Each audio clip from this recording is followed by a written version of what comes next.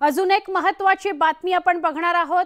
जामीन मिळाल्यानंतर तुरुंगातून बाहेर येत रॅली काढणं, शहरात शक्ती प्रदर्शन करणं काँग्रेसचे नेते सुनील केदार यांच्यासह त्यांच्या समर्थकांना सुद्धा भोवलेलं आहे।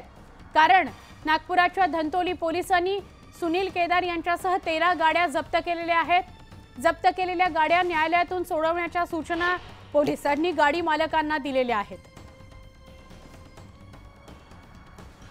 आमचे प्रतिनिधी उदय तिमांडे यांच्याकडून अधिक माहिती घेऊया। उदय, काय माहिती आहे, काय कारवाई झालेली आहे?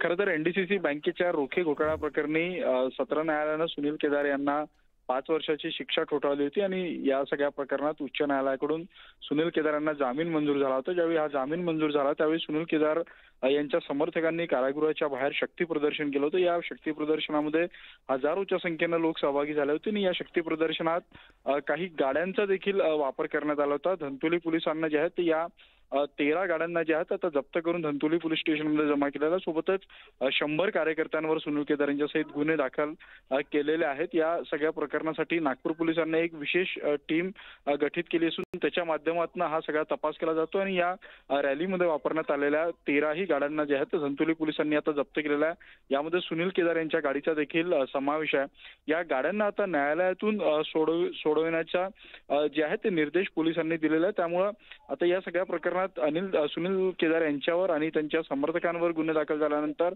या प्रकरणामुळे सुनील केदार यांच्या अडचणी आता पुन्हा एकदा वाढण्याची शक्यता आहे। कारण या गाड्या जर सोडवायच्या असेल, यात सुनील केदार यांच्या गाडीचा देखील समावेश आहे, या जर गाड्या सोडवायच्या असेल तर या न्यायालयातून त्यांना सोडवाव्या लागणार आहेत। नक्की, धन्यवाद माहिती दिल्याबद्दल।